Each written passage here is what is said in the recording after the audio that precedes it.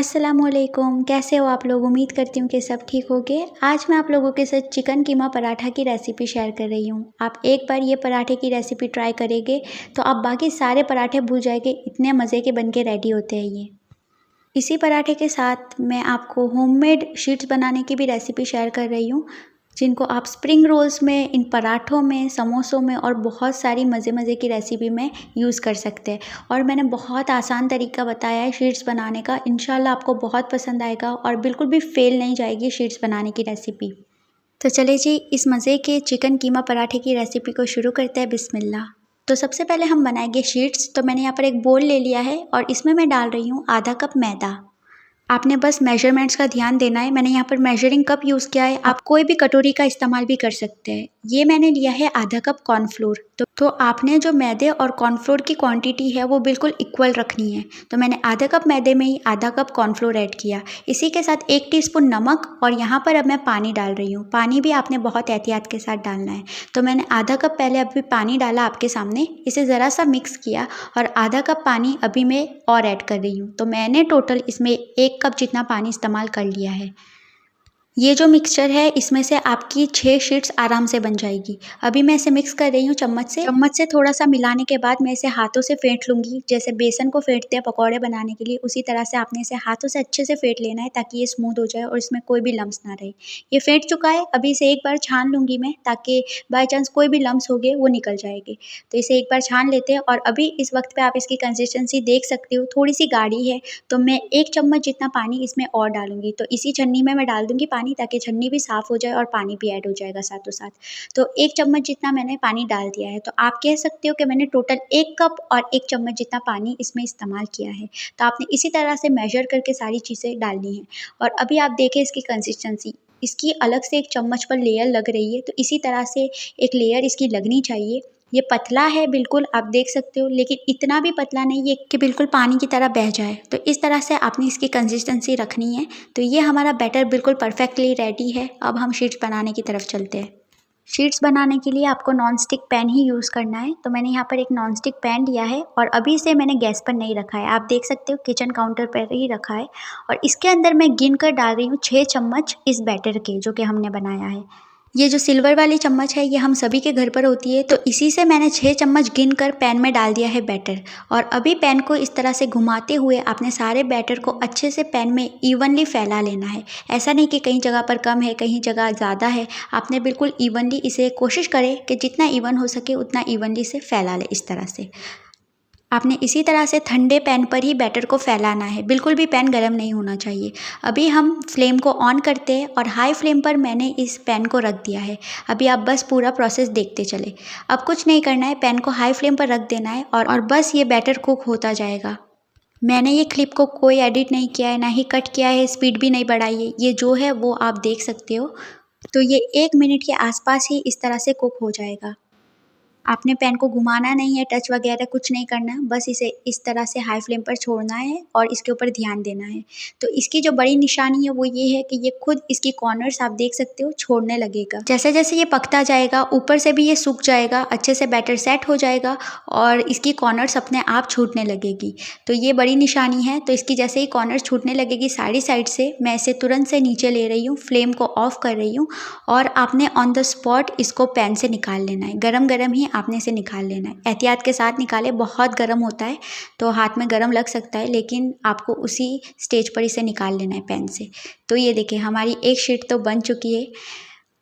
तो ये मैं इसे काउंटर पर रख रही हूँ और तुरंत ही इसके ऊपर मैं मैदा छिड़क दूंगी। आपने ये स्टेप तुरंत करना है, क्योंकि जब आप निकालते हो पैन से इसे तो ये बहुत चिपचिपी होती है, तो इधर उधर चिपक भी जाती है, ये अपने आप से ही खुद भी चिपक जाती है और इसका शेप खराब हो जाता है।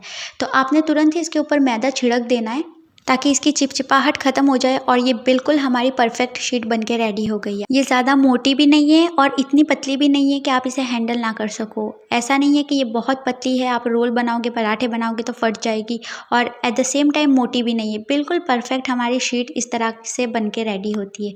तो अभी दूसरी भी बनाएंगे हम, लेकिन बीच में आपको पैन को इस तरह से साफ़ करना है पानी से। तो मैं इसको इस तरह से पानी में धो रही हूँ। तो इससे ये होगा कि पैन भी क्लीन हो जाएगा और पैन ठंडा भी हो जाएगा। पैन को ठंडा करना बहुत ज़रूरी है क्योंकि हमें गर्म पैन पर बिल्कुल भी बैटर नहीं डालना है, ठंडे पैन पर ही डालना है। तो आपने बीच बीच में इस तरह से एक एक शीट बनाकर पैन को एक बार पानी से खंगाल लेना होगा। अभी ये देखिए मैं दूसरी शीट बना रही हूँ और उसी तरह से मैंने 6 चम्मच डाला है बैटर। अभी आप एक चीज़ का ध्यान दें कि आपका पैन अगर बड़ा है तो आपको 7 चम्मच भी लग सकते हैं और इन केस छोटा है तो आपको 5 चम्मच भी लग सकते हैं। तो ये टोटली डिपेंड करता है आपकी पैन की साइज़ क्या है। मेरे पैन के साइज़ के हिसाब से 6 चम्मच बिल्कुल परफेक्ट थे, बिल्कुल परफेक्ट शीट बन के रेडी हो रही थी। जब आप एक शीट बना लेंगे 1 से 2 तो आपने खुद अंदाज़ा आ जाएगा कि आपको कितने चम्मच बैटर डालना है पैन में। तो बस आप कुछ बातों का ध्यान दें और आपकी जो शीट है वो बिल्कुल परफेक्ट बन के रेडी होगी। जितना आसान हो सकता था इस रेसिपी को बनाना उतना आसान मैंने इसे किया है। मैंने कई और मेथड से भी इन शीट्स को बनाने की कोशिश की लेकिन फेल हो गई मैं, मुझे डिज़ायर्ड रिजल्ट्स नहीं मिले। इसलिए ये मेरी अपनी खुद की डेवलप की हुई मेथड है। इसी मेथड से मैं अब शीट्स बनाती हूँ और बिल्कुल परफेक्ट बनती है। तो मैं यही बस होप करती हूँ कि ये रेसिपी आप लोगों के लिए भी हेल्पफुल हो और आपको डिसअपॉइंटमेंट बिल्कुल भी ना हो। आप इन शीट्स को सिर्फ पराठे बनाने में नहीं बल्कि स्प्रिंग रोल्स में, समोसे में और बहुत सी मज़े मज़े की रेसिपी में भी यूज़ कर सकते हो। तो बस इसी तरह से मैंने सारी शीट रेडी कर ली थी। मैंने जैसे ही पैन से निकाली शीट को इसके ऊपर मैदा छिड़क दिया और इस तरह से मैं एक के ऊपर एक शीट रख देती हूँ। तो मैदा छिड़का होता है ना तो ये एक दूसरे से बिल्कुल भी नहीं चिपकती है। और नेक्स्ट शीट बनाने के लिए मैं एक बार पैन को पानी से धो लेती हूँ तो क्लीन भी हो जाता है और ठंडा भी हो जाता है और ठंडे पैन पर ही बैटर मैं पोर करती हूँ। तो ये कुछ मेथड और टिप्स है जो कि आपने ध्यान में रखनी है और जो शीट्स है वो बिल्कुल परफेक्ट रेडी होगी। तो ये सारी शीट्स मैंने रेडी कर ली है, आप इनका रिजल्ट खुद देख सकते हो। आप इसे 3 से 4 दिन फ्रिज में रखकर स्टोर कर सकते हो। मैंने इसे कभी फ्रीज़र में फ्रीज़ नहीं किया है तो उसके बारे में मैं आपको बता नहीं सकती हूँ, लेकिन हाँ 3 से 4 दिन तक आप इसे फ्रिज में ज़रूर रख सकते हैं। शीट्स बन गई है, अब चलते हैं हम हमारे पराठे की फिलिंग बनाने की तरफ। तो फिलिंग बनाने के लिए क्योंकि मैं चिकन के कीमे के पराठे बना रही हूँ, मैंने यहाँ पर आधा किलो चिकन का कीमा ले लिया है। मैंने आधा किलो बोनलेस चिकन ली और उसे मिक्सी के जार में डालकर ही थोड़ा थोड़ा करके पीस लिया है। तो इस तरह से कीमा रेडी हो गया है। अभी मसालों में मैं डाल रही हूँ सबसे पहले अदरक और लहसुन का पेस्ट, 2 टीस्पून हरी मिर्च का मसाला डाल रही हूँ मैं। आप कितना तीखा खाना पसंद करते हो उस हिसाब से आपने मिर्चों की क्वांटिटी रखनी है। इसके बाद बेसिक से पाउडर्ड मसाले चाहिए तो यहाँ पर 1/4 टीस्पून मैंने लाल मिर्च का पाउडर डाला है, 2 टीस्पून मैं डालूंगी जीरे और धनिए का पाउडर, हल्दी पाउडर डालूंगी 1/2 टीस्पून जितना और इसके बाद चाट मसाला डालूंगी तकरीबन 1 टीस्पून जितना। नमक डाल देना है टेस्ट के हिसाब से, यहाँ पर मैं अभी फ़िलहाल के लिए 1 टीस्पून जितना डाल रही हूँ। आधा नींबू का रस या तो आप कह लें 1 टीस्पून जितना नींबू का रस आपने इसमें डाल देना है।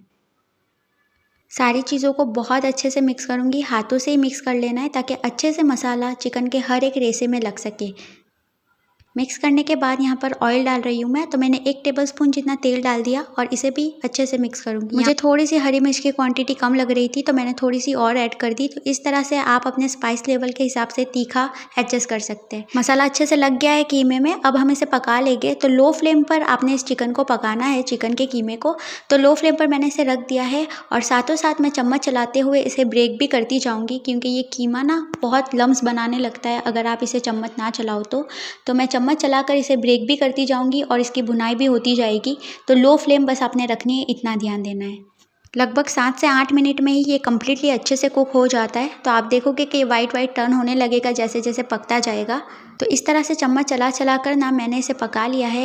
यहाँ पर ये पूरा ब्रेक भी हो चुका है, कोई एज सच इसमें बड़े से लम्स नहीं है और ये अच्छे से पूरा कम्प्लीटली कुक हो गया है। तो बस अब एक लास्ट चीज़ ऐड होगी इसमें जो कि है गरम मसाला। तो यहाँ पर मैंने 1 टीस्पून जितना गरम मसाला पाउडर इसमें डाल दिया है और इसे 1-8 मिनट के लिए लो फ्लेम पर थोड़ा सा और भून लूँगी ताकि जो गरम मसाले के फ्लेवर है वो हमारे कीमे में इन्फ्यूज़ हो जाए।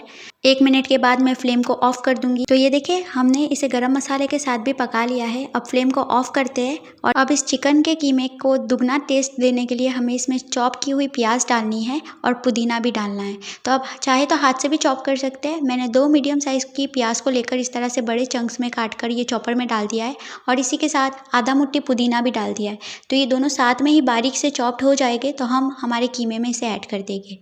प्याज को आपने बहुत बारीक सा काटना है, इसलिए मैंने इसे चॉपर में डाल दिया है। आप चाहे तो इसे हाथों से बारीक सा चॉप कर ले। तो ये देखिए दोनों ही चीज़ बिल्कुल बारीक सी चॉप हो चुकी है। तो अब हम इसे डायरेक्टली हमारे चिकन के कीमा जो कि ऑलरेडी बन गया है उसमें ऐड कर देंगे। ये बस पैन को मैंने चूल्हे पर रखा है, एज सच कोई फ्लेम ऑन वगैरह नहीं है, तो फिक्र ना करें। हम बस प्याज और पुदीने को ऐड करके मैंने अच्छे से मिक्स कर दिया। अब ज़रा ना मैं इसका टेस्ट बढ़ाने के लिए इसको स्मोकी सा फ्लेवर दूंगी, तो मैंने इसके बीच रख दिया एक फॉइल, और फॉइल में मैं रखूँगी जला हुआ कोयला। ये स्टेप बिल्कुल ऑप्शनल है, लेकिन करते हैं ना तो इसका टेस्ट दुगना हो जाता है। और इस पर थोड़ा सा ऑयल डालकर मैंने ढक्कन लगा दिया, ताकि इसका अच्छा सा स्मोकी सा फ्लेवर हमारे चिकन के कीमे में आ जाए। 10 मिनट के बाद ये मैं ढक्कन हटा रही हूँ, और जो फॉइल है इसको मैं डिस्कार्ड कर दूँगी। अब यहाँ पर हमें अंडे फेंट लेने हैं, तो मैंने 3 अंडे फोड़ करके उन्हें अच्छे से फेंट लिया था।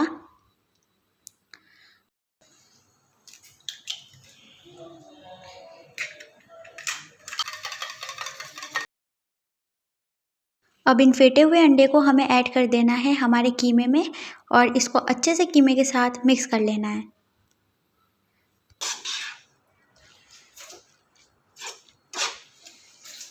सब कुछ रेडी है, हमारा शीट्स भी रेडी है, कीमा भी रेडी है। बस अब सारी चीज़ों को असेंबल करना शुरू करते हैं। ये मैंने एक शीट ले ली, इसके ऊपर मैं डालूंगी हमारा चिकन का कीमा, जिसमें हमने फेंटे हुए अंडे भी डाले हैं, और इसको बस अब सील करना है। तो बस इस तरह से मैंने कीमे को पहले प्लेस कर दिया हमारी शीट के ऊपर, थोड़ा सा रेक्टेंगुलर शेप देकर। तो आपने इसे रेक्टेंगल या तो फिर स्क्वायर शेप में ही इस तरह से फोल्ड कर लेना है। मैंने एक कॉर्नर को फोल्ड किया, उसके ऊपर ये लई लगा रही हूँ मैं, जो कि मैंने गेहूँ का आटा और थोड़ा सा पानी डालकर ना इसका एक ग्लू सा बना लिया है, अच्छे से मिक्स करके इसका पेस्ट बना लिया है।